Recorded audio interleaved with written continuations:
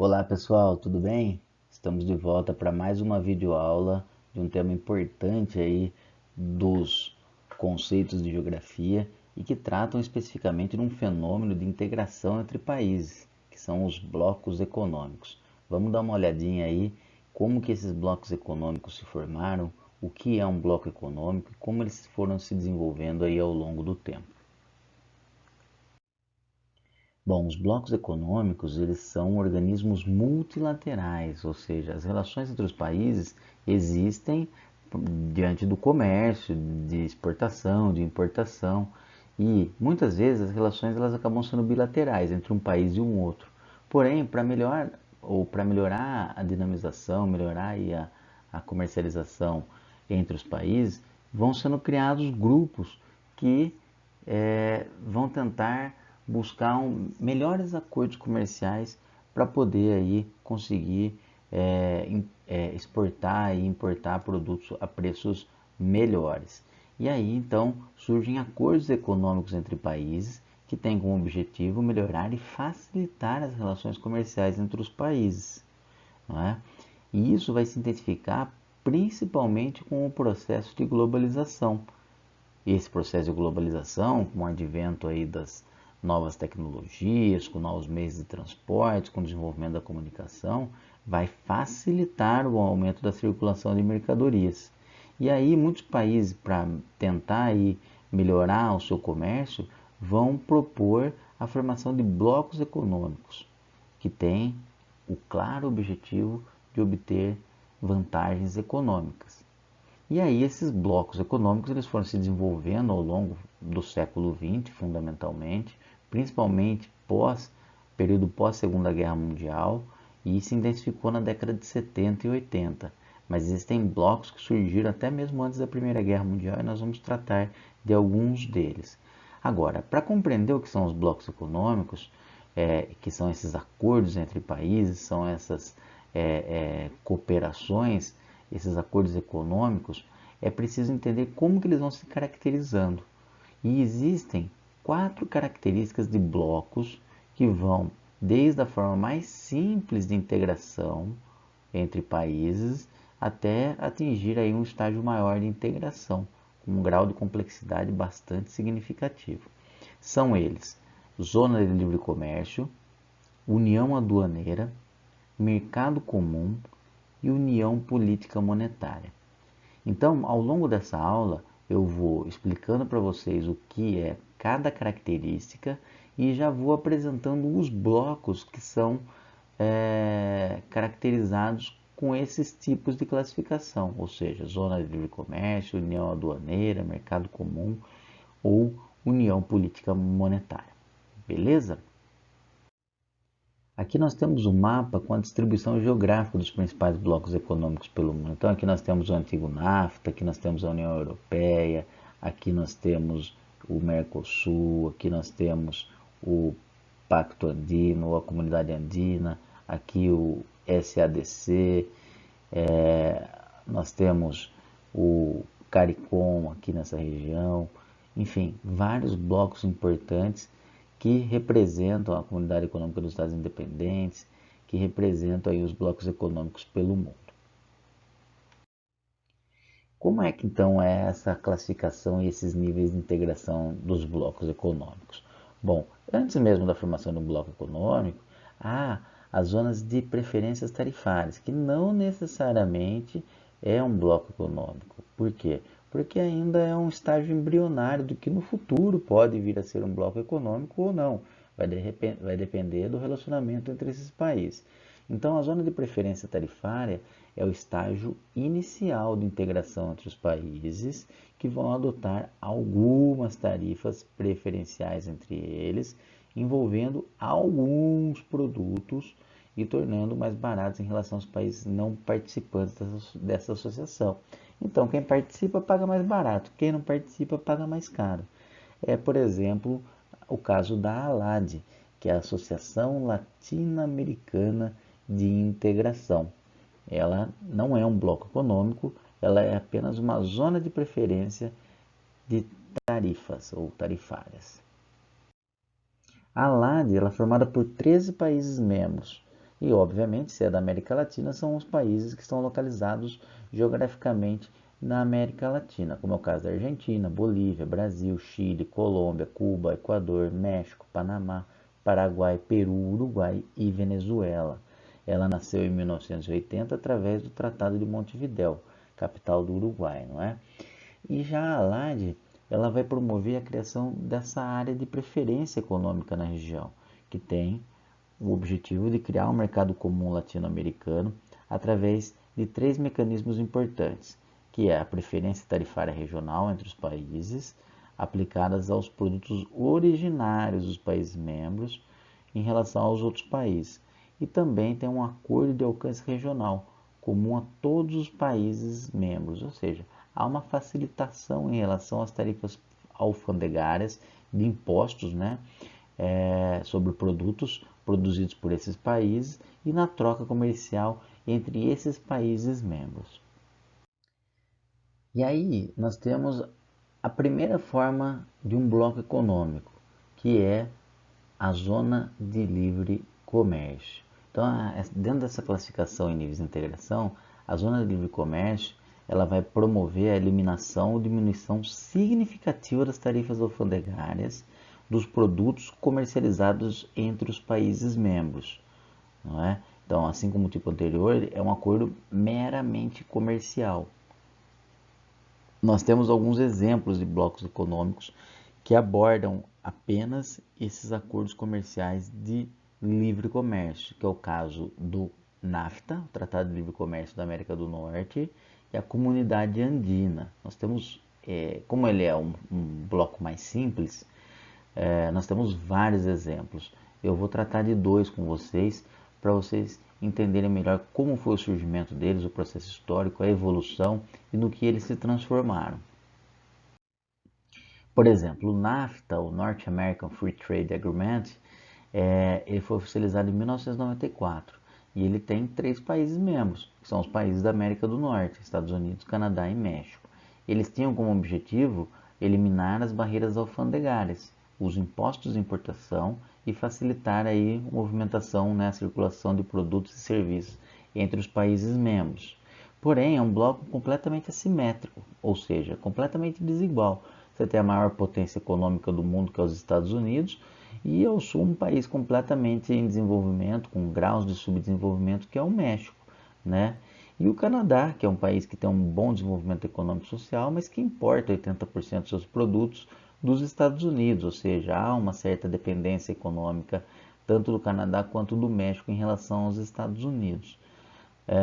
O que esse acordo do NAFTA promoveu? Criou aí uma maior dependência em relação aos Estados Unidos e também gerou um estímulo ao surgimento de indústrias maquiladoras. O que são indústrias maquiladoras? Elas são indústrias multinacionais, geralmente dos Estados Unidos, que levaram a sua produção para o México, porque ora, agora você não paga mais a tarifa de importação e exportação e a mão de obra mexicana é extremamente barata comparada com a dos Estados Unidos.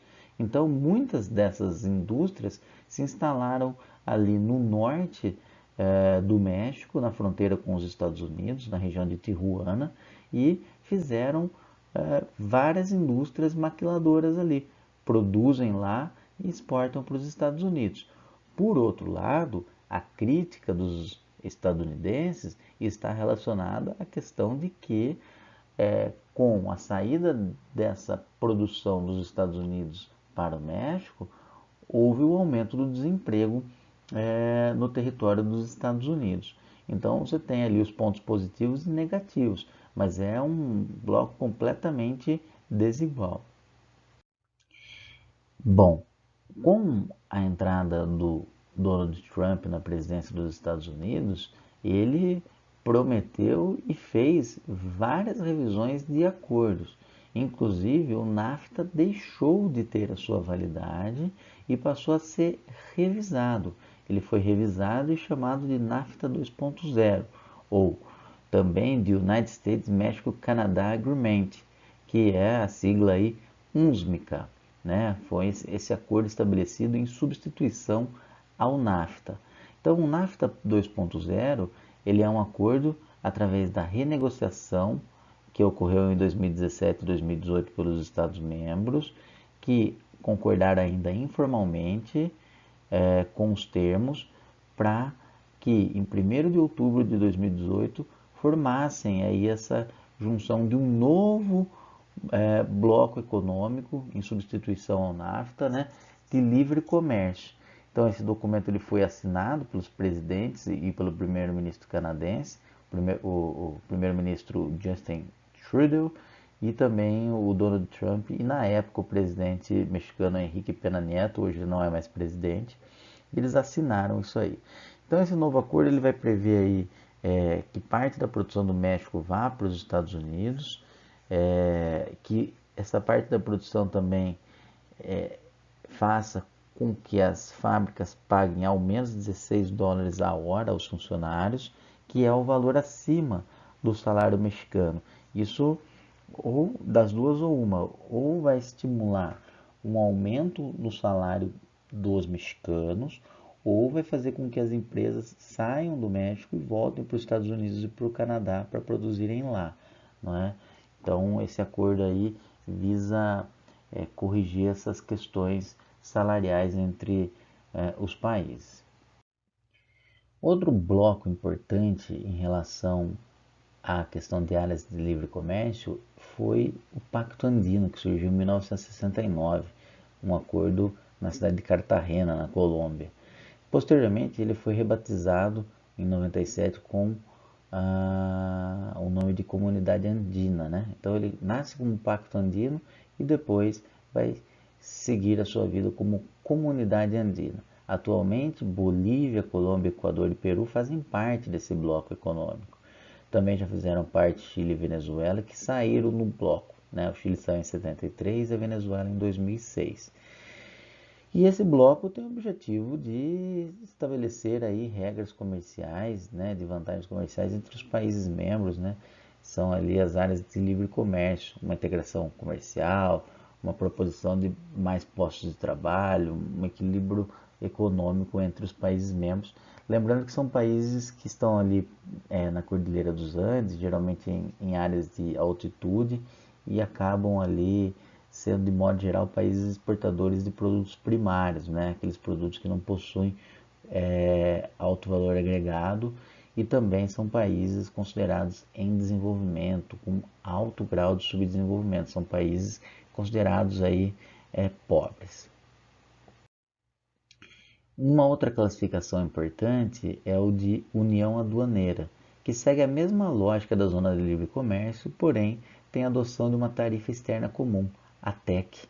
Essa tarifa ela tem a ideia de taxar os produtos vindos dos países não membros dos blocos, ou seja, os produtos que vierem de outros países, eles vão ser taxados com a mesma porcentagem pelos países membros do bloco, né?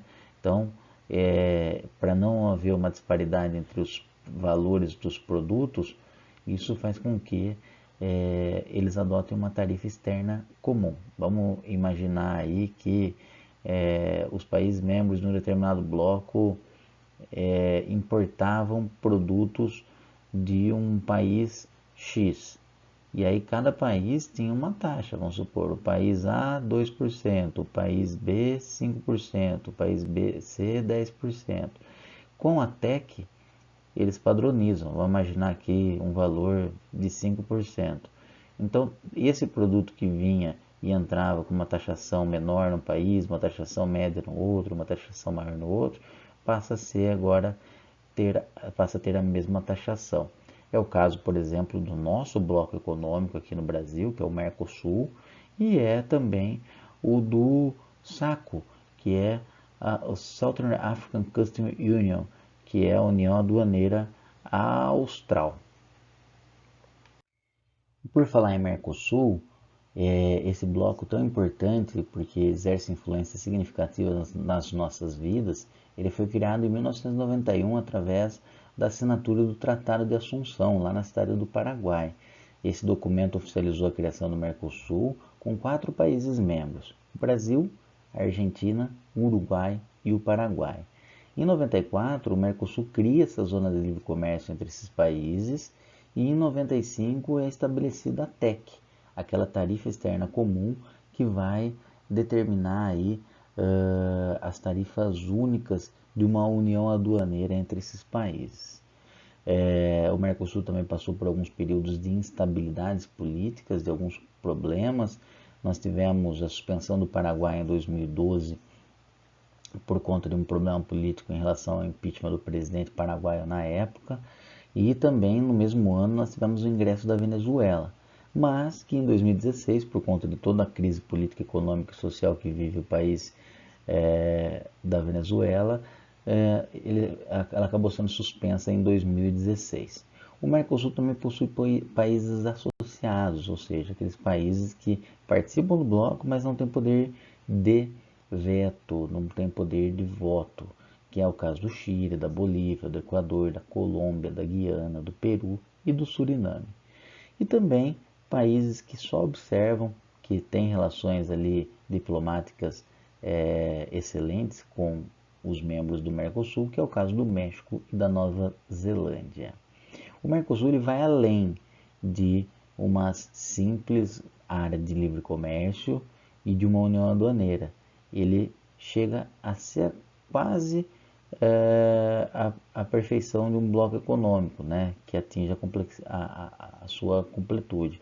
Mas ele tem vários problemas que ainda não deixa ele ser um bloco econômico no seu mais alto grau de elevação. Mas ele tem alguns avanços, que é, por exemplo, a livre circulação de pessoas e determinados serviços. Então, por exemplo, profissionais de várias áreas, como médicos, professores, jornalistas, entre outros, podem exercer suas funções em qualquer um desses países, desde que, claro, seja validado seus diplomas, etc. e tal, mas sem tanta burocracia, não é? Para vocês terem noção como o Mercosul vai avançando, vocês devem ter notado recentemente que as placas dos carros brasileiros elas estão sendo alteradas e colocadas no padrão do modelo Mercosul, ou seja, tem o nome do país e ali a distinção entre letras e números. Isso facilita, por exemplo, um sistema integrado entre os países. Se vem um carro da Argentina aqui e comete uma infração de trânsito, já entra no sistema e já pode ser multado. Antes havia uma dificuldade grande em relação a isso e vice-versa, né? Então há uma tentativa de padronização. O bloco ele sofreu ao longo do tempo, desde a sua criação, momentos de fortalecimento, ele teve momentos de fortalecimento e também momentos de enfraquecimento.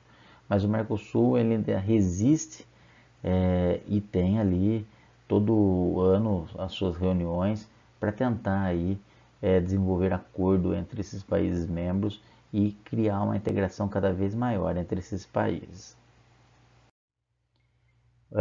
E recentemente, depois de 20 anos, mais de 20 anos, essa negociação com a União Europeia começou em 1995, o Mercosul fechou um acordo de livre comércio entre a União Europeia, com a União Europeia. E isso foi chancelado, ou seja, ajustado em 2019. O que leva em consideração esses acordos? E é importante vocês estarem atentos a isso, porque isso é uma questão de atualidade.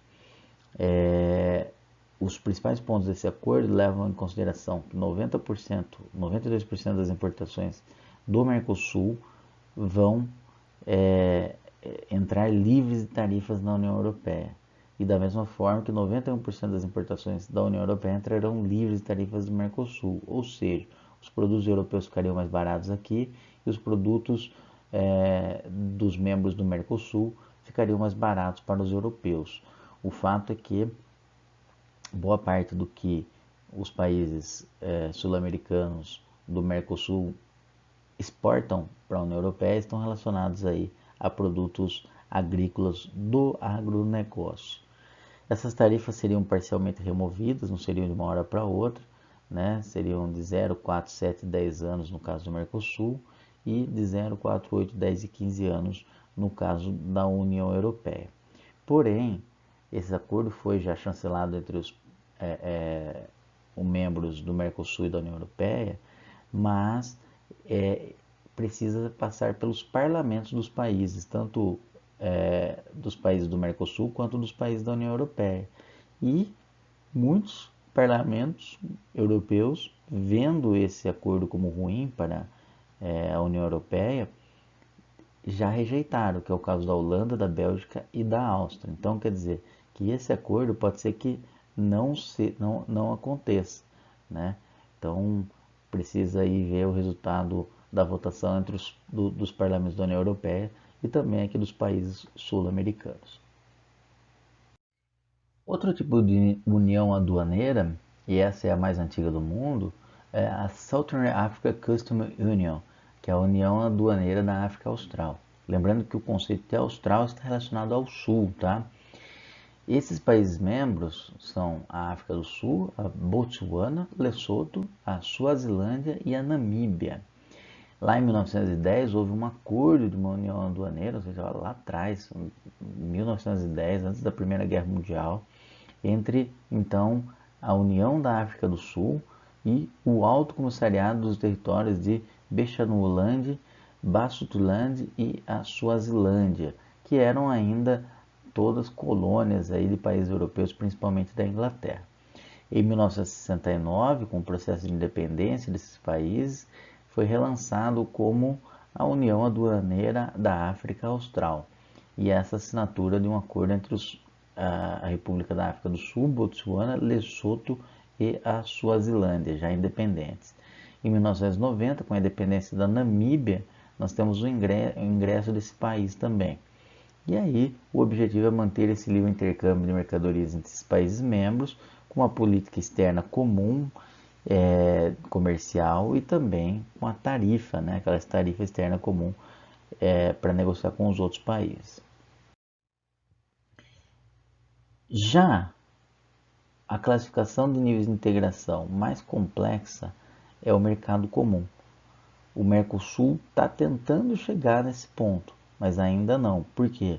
Porque o mercado comum ele vai ampliar a relação ou as relações entre os países envolvidos. Essa ampliação vai padronizar, por exemplo, legislação trabalhista, legislação econômica, a área de livre comércio de pessoas, mercadorias, capitais. Perceba, o Mercosul não tem isso, né? A lei trabalhista do Brasil é uma, a lei trabalhista da Argentina é outra, por exemplo, né? Você tem a livre circulação de pessoas no Mercosul? Tem, né? Só através do RG e tal. Mas a livre circulação de mercadorias e capitais é em partes. Enfim, então você tem distinções ainda que não dá para dizer que o Mercosul é um mercado comum, apesar de ser chamado mercado comum do Sul, tá? Mas é uma evolução, começa com uma área de comércio, depois passa por uma união aduaneira e pode ser que no futuro chegue ao mercado comum. Esse mercado comum ele tem um parlamento próprio, tem empresas nacionais que podem expandir seus negócios para outros países de dentro do bloco, sem muita burocracia, porque o nível de integração é intenso. E também, dentro desse mercado comum, você pode ter ainda o acréscimo de uma união política monetária, que aí você vai ter a completude ou o estágio máximo da formação de um bloco econômico, com a adoção de uma moeda única e a criação de um banco central. Isso nós temos como exemplo clássico a União Europeia. Ela é o exemplo mais claro da formação de um bloco econômico. A União Europeia ela é o maior e mais completo bloco econômico do mundo, justamente porque ela elenca todas aquelas características de classificação de um bloco econômico, que parte desde uma área de livre comércio, desde uma união aduaneira, chegando ao mercado comum e também com uma união monetária. Mas sempre foi assim? Claro que não. Há um processo histórico que vai se iniciar desde lá do fim da Segunda Guerra Mundial, com a Europa, boa parte dela destroçada, e com a necessidade de reconstrução. Então, hoje, a União Europeia é composta por 27 países membros, lembrando que recentemente a Inglaterra saiu, o Reino Unido saiu da União Europeia, num fenômeno chamado Brexit, e essa vai ser uma aula especial, porque tem muito para falar sobre o Brexit, tá? Então, a União Europeia até esse ano contava com 28 países membros, mas com a saída do Reino Unido foi para 27. Então nós temos aí desde a Alemanha, Áustria, Bélgica, Bulgária, França, Grécia, Holanda, Itália, Lituânia, Luxemburgo, Malta, Portugal, República Tcheca, Romênia, Suécia, enfim, são vários os países. Agora, como é que começa tudo isso? Começa com um processo histórico lá em 1944, quando Bélgica, Holanda e Luxemburgo resolvem formar a primeira união entre 3 países com uma área de livre comércio, para facilitar aí a troca de mercadorias entre esses países, diminuindo a burocracia, reduzindo impostos, com uma área de livre comércio. Então, o Benelux é o que vai aí ajudar a formar a União Europeia. E em 1951, nós temos a formação da Europa dos Seis, que é o surgimento da SECA, a Comunidade Europeia do Carvão e do Aço. Quem estava ali? Além de Bélgica, Luxemburgo e Holanda, que faziam parte do Benelux, nós tivemos a entrada da Alemanha, da França e da Itália. E aí esses países começam a ser o embrião do que veio a ser chamado União Europeia na década de 90. Mas antes dela se chamar União Europeia, ela passou por um estágio em 1957, que foi a incorporação do Benelux mais o SECA, Comunidade do Carvão e do Aço, para a Comunidade Econômica Europeia. E em 1973 houve o ingresso de novos países, como a Irlanda, o Reino Unido e a Dinamarca, em 81 a Grécia, depois em 86 nós tivemos a entrada de Portugal e Espanha, que ficou caracterizado como a Europa dos 12, ou seja, 12 países europeus já participando de um processo de integração de uma área de livre comércio, com expectativas aí de uma complexificação ainda maior para que houvesse uma maior integração entre esses países. Em 89, com a queda do Muro de Berlim, nós temos a Alemanha Oriental sendo incorporada junto com a Alemanha, e essa Comunidade Econômica Europeia tinha como objetivo o mercado comum, houve a padronização de impostos alfandegários entre os países membros, e toda aquela estrutura burocrática que hoje existe na União Europeia foi criado na Comunidade Econômica Europeia, que foi a criação de um Conselho da União Europeia, que foi a principal instância decisória da Comunidade Econômica Europeia, sediada lá em Bruxelas, que hoje onde é, inclusive atualmente, a sede da União Europeia. Nós tivemos a criação da Comissão Europeia, que é o Comitê Executivo, né, também sediada em Bruxelas. O Parlamento Europeu, na cidade de Estrasburgo, na França, onde se criam as legislações referentes a esse bloco econômico. O Tribunal de Justiça das Comunidades Europeias, sediado lá em Luxemburgo, que vai observar aí toda a legislação, o cumprimento das regras do bloco econômico, e o Tribunal de Contas europeu, que vai ver se está tudo certinho em relação às finanças dos países membros, se a economia está funcionando bem, se não há risco de fraude, etc. e tal, também sediado em Luxemburgo. E é na década de 90 que nós temos de fato o nome União Europeia, sendo criado como um bloco econômico complexo, né, com uma evolução aí da Comunidade Econômica Europeia. Então, em 1991 nós tivemos a elaboração do Tratado de Maastricht, em 92 a assinatura e em 93 a entrada em vigor desse tratado. Maastricht é uma cidade localizada na Holanda e que foi sede aí palco da assinatura do que veio a ser chamado de União Europeia como uma evolução da Comunidade Econômica Europeia. Então, a União Europeia substitui a CEE e vai ter a formação de um mercado comum pela primeira vez. Estabelecimento, então, da livre circulação de pessoas, de mercadorias, bens e serviços entre os países membros, porque agora você vai ter o passaporte comum europeu, né? Então, todos os países membros passam a ter esse passaporte com uma validade para ingresso dentro dos países membros. Em 1995, nós temos a entrada de mais 3 países, a Suécia, a Finlândia e a Áustria, que então formam a Europa dos 15. Em 2004, nós temos a integração de novos países, como as ilhas de Malta e Chipre, e outros países que pertenceram aos blocos socialistas soviéticos, né, que é o caso, por exemplo, ou sofreram influências do antigo bloco socialista soviético, que é o caso da Polônia, da Hungria, da República Tcheca, da Eslováquia, da Eslovênia e da Bulgária, além de 3 países que de fato participaram, né, formaram as 15 repúblicas da União Soviética, que são os países Estônia, Letônia e Lituânia.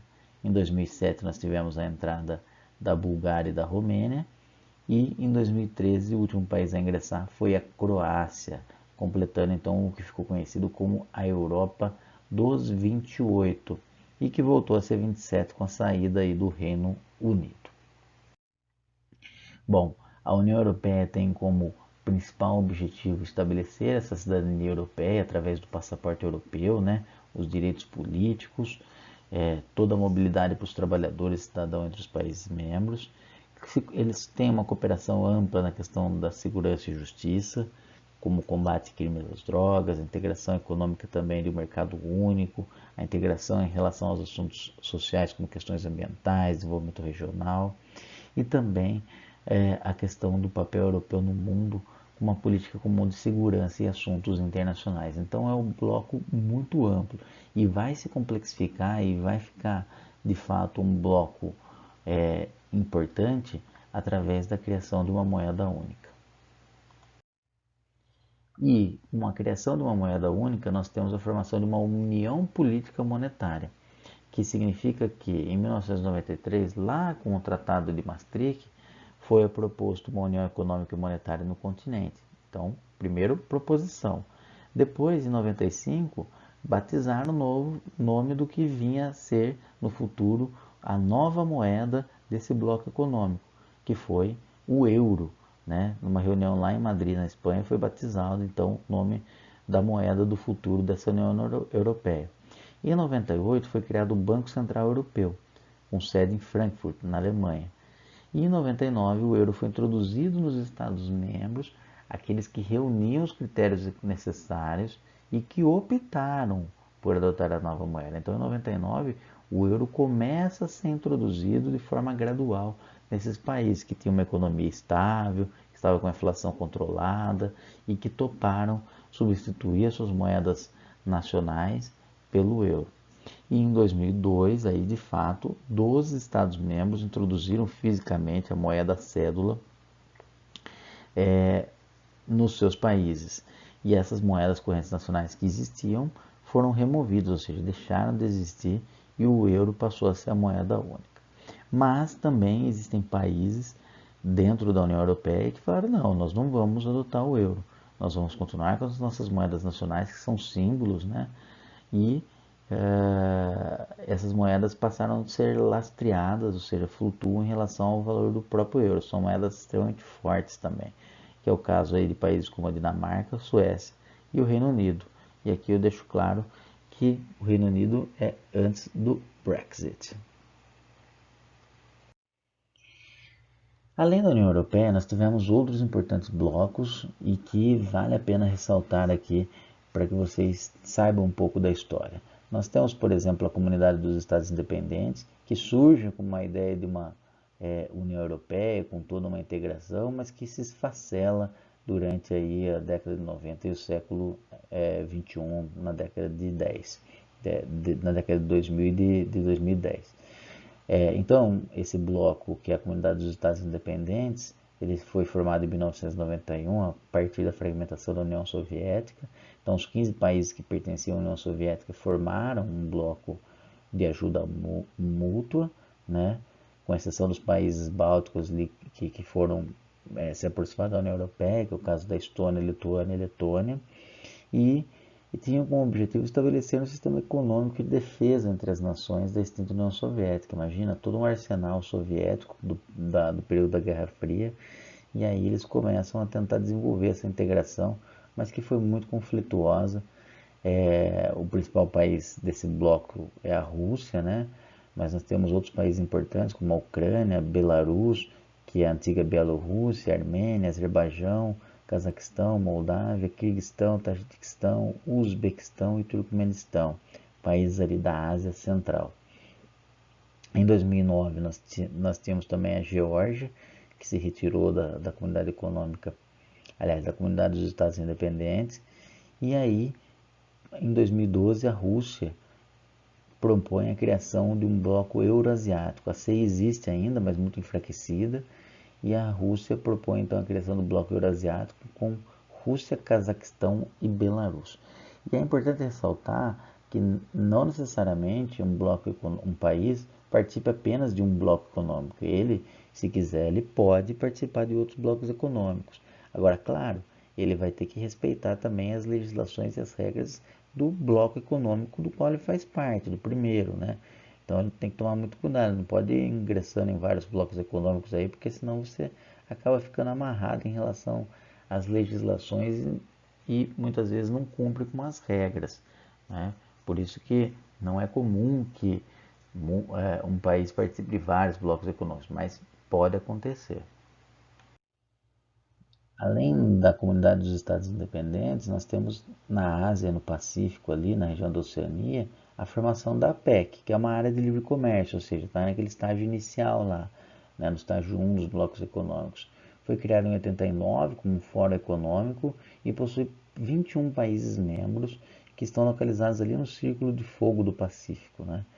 Então a APEC ela tem muitos países distintos do ponto de vista do desenvolvimento econômico, político e social e também cultural, que vai desde a Austrália, que é desenvolvido, outros países como Brunei, aí Canadá, Chile, China, Indonésia, Japão, Singapura, Rússia, enfim, Estados Unidos, e ela acaba se desenvolvendo por um bom período e depois ela se enfraquece também e vão surgindo desses mesmos países formando outros tipos de fóruns e outros blocos econômicos, mas a APEC existe ainda, porém mais enfraquecida comparado com o período de sua criação. Nós temos também a ASEAN, que é a Associação das Nações do Sudeste Asiático, né, como Vietnã, Malásia, Tailândia, Laos, que tem uma boa produção de produtos agrícolas, como a risicultura, né, o arroz, e também produção industrial, né, mão de obra muito barata. Então, boa parte de roupa, tênis, se você dá uma olhada aí nos tênis que você tem na língua do tênis, dá uma observada ali, pode perceber que muitos dos tênis acabam vindo do Vietnã, da Malásia, porque são lugares de mão de obra extremamente barato. Então, em 67 foi criada a ASEAN, num acordo entre Singapura, Indonésia, Filipinas, Malásia e Tailândia, e também com o objetivo de ter aí esse acordo de livre comércio entre esses países. Atualmente nós temos aí Brunei, Camboja, Singapura, Filipinas, Indonésia, Laos, Malásia, Mianmar, Tailândia e Vietnã como membros desse bloco aí do Sudeste Asiático. E durante o século XXI, nós tivemos a criação de novos acordos, como por exemplo a TPP, a Trans-Pacific Partnership, que é nos modos parecidos ali com a ASEAN, né? Esse acordo do Pacífico ele começou a ser negociado em 2005 com Brunei, Chile, Singapura e Nova Zelândia, que fizeram um acordo entre eles para fazer com que houvessem áreas de livre comércio. Em 2008, outros países ingressaram, como é o caso da Austrália, Peru e Vietnã. Em 2010, a Malásia, em 2012, México e Canadá, e em 2013, o Japão. Em 2016, os Estados Unidos resolveu também entrar nesse bloco econômico, né? Esse novo acordo aí da TPP, Trans-Pacific Partnership, ou simplesmente o Acordo do Pacífico. E quando os Estados Unidos resolvem assinar esse acordo, a expectativa é que essa TPP fosse o grande bloco econômico do século XXI, né? Porque você tem potências econômicas importantíssimas, como é o caso aí do próprio Estados Unidos, como é o caso do Japão, como é o caso da Austrália e também de outros países importantes, como o México, como o Canadá, a Malásia.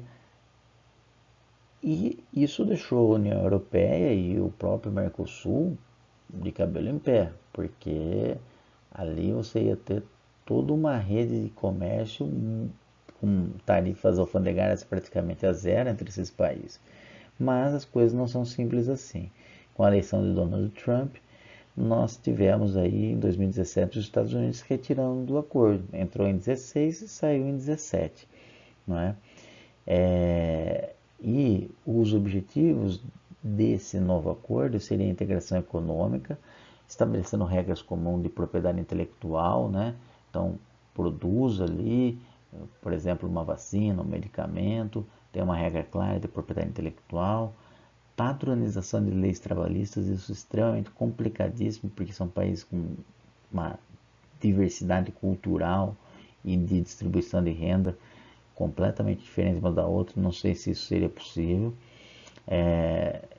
Promoção de desenvolvimento de ações ambientais comuns, investimento entre os países membros. O fato é que, com a saída dos Estados Unidos, a TPP sofreu uma ducha de água fria, né? Em 2018, mesmo após a saída dos Estados Unidos, os 11 países signatários, ou seja, aqueles que assinaram um acordo, propuseram uma revisão dessas regras e, após o Brexit, o Reino Unido demonstrou interesse de participar da TPP, mas são ainda conversas iniciais, nada certo. E aí, geograficamente, seria o único país que não seria banhado pelo Pacífico se viesse a fazer parte, mesmo se vier a fazer parte do TPP. Aqui nós temos a distribuição geográfica do TPP, os países membros, o Canadá, Estados Unidos, México, Peru e Chile aqui na costa da América, né? Depois Japão, Vietnã, Singapura, Brunei, Malásia, Austrália e Nova Zelândia. Toda essa região aqui do Oceano Pacífico.